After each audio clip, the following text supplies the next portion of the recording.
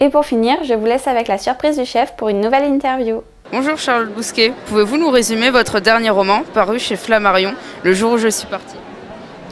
Bonjour Croque Lecture. Alors, Le jour où je suis partie, c'est un roman qui se passe au Maroc de nos jours et qui raconte l'histoire de Tidir, donc une grande adolescente qui vit dans le Souss. Donc le Souss, c'est une région près de l'Anti-Atlas, c'est une région berbère au sud du Maroc et qui va marcher jusqu'à Rabat pour participer justement à la marche des femmes du 8 mars, donc la Journée internationale des droits des femmes, en mémoire de sa meilleure amie, Ili, qui s'est suicidée suite à un viol. Et voilà. Donc vu comme ça fait, je suis en train de me dire que c'est pas hyper gai, mais voilà. Donc c'est un roman qui me tenait énormément à cœur. Parce que ça parle d'un pays que j'adore, le Maroc. J'y suis allée pendant, je pense, 17 ou 18 ans tous les 3 mois. Donc c'est un pays que je connais bien, qui est un pays à la fois très riche humainement, qui est très contrasté et qui effectivement présente des situations, des gens extrêmement divers. Donc comme Tidir, comme sa grande-tante Damia qui tient une coopérative de femmes en fait, qui a réussi à s'en sortir comme ça, comme les femmes qu'on trouve aussi dans la région de Rabat, de Casablanca, donc qui sont très féministes, très engagées, et à côté de ça, des lois qui ne sont pas forcément appliquées, le problème de l'honneur, le problème, c'est vraiment un pays très contrasté. J'avais envie de parler de ça et de l'émancipation dans ce roman. La place de la femme dans la société est un des thèmes principaux de vos romans. Cela vous semble-t-il essentiel d'en parler aux jeunes ? Alors ça me semble d'autant plus essentiel que en fait on est quand même dans une société, contrairement à ce qu'on pense, qui est très sexiste. Et dans qui est on a toujours l'impression que les choses sont acquises, mais en fait non. On voit ce qui se passe en ce moment avec par exemple le droit à l'avortement qui est remis en question, même en France, mais qui est carrément remis en question de manière beaucoup plus grave aux États-Unis ou en Russie. On voit aussi qu'on a ce qu'on appelle une culture du viol, c'est-à-dire que les femmes ne sont pas en sécurité.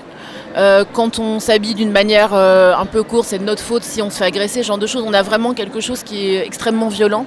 Et pour moi, c'est très très très important d'en parler, de parler au-delà de féminisme, de parler surtout d'égalité entre les genres et de droit à être qui on veut. Donc voilà. Vous vous occupez des éditions Lynx. Pouvez-vous nous les présenter ? Donc Lynx, on a sous-titré ces éditions des histoires qui nous lient. L'idée, c'était c'est venu avec Hicham des éditions du Matago, c'était donc monter une collection pour ados et jeunes adultes avec des textes qui soient évidemment des coups de cœur pour nous, mais aussi qui soient des coups de cœur pour les auteurs qui les écrivent. C'est vraiment des textes qu'on essaie d'avoir à la fois atypiques, à la fois forts et en même temps des histoires qui emportent les lecteurs.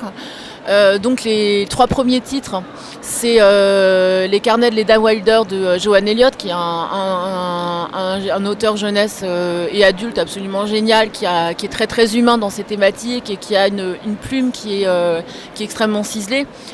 C'est Fabien Clavel, donc avec Asynchrone, qui écrit une histoire qui est à la fois une histoire de voyage dans le temps, mais sur un temps très court, et en même temps une magnifique réflexion sur la mort et l'engagement. Et le 3e texte qui sort fin août, début septembre, de Christine Ferreux-Fleury, qui s'appelle pour l'instant Memory. C'est complètement atypique, c'est une espèce d'ovni littéraire qui est à la fois une quête d'identité, un roman féministe, un roman très littéraire, et voilà. Quel a été votre rôle dans cette maison d'édition ? Alors moi je suis directrice éditoriale, c'est-à-dire que en gros je propose aux auteurs de travailler avec nous. Je leur propose effectivement les conditions de contrat et tout ça, et ensuite moi je reçois les manuscrits, je les corrige, je les retravaille avec les auteurs, et voilà. Donc moi j'ai vraiment cette fonction d'éditrice, et ce qui est génial, c'est quand tu écris, c'est de passer de l'autre côté de la barrière. Et finalement travailler avec des gens que je connais bien et que j'adore. Quels sont vos futurs projets pour l'année 2017 ? Alors, pour l'année 2017, là, je suis en train d'écrire un roman de fantasy donc pour adultes qui sortira chez Mnemos en 2018. J'ai un projet de bande dessinée qu'il faut que je développe un peu plus. J'ai 2 projets de bande dessinée. J'ai l'écriture d'une fiction contemporaine dans une nouvelle collection dont je ne peux pas trop parler pour l'instant. Voilà, j'ai un autre roman pour adultes. En fait, j'ai 4000 tonnes de projets.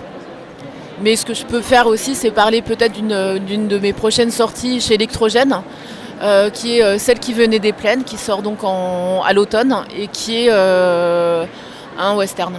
Donc, qui se passe à la fin du 19e siècle aux États-Unis et qui raconte l'histoire d'une métisse donc amérindienne. Et voilà, qui est un roman féministe aussi, mais qui est vraiment aussi sur... disons que c'est un texte auquel je me suis énormément attachée au cours de l'écriture parce que c'est vraiment sur la fin d'une époque et en fait le déracinement.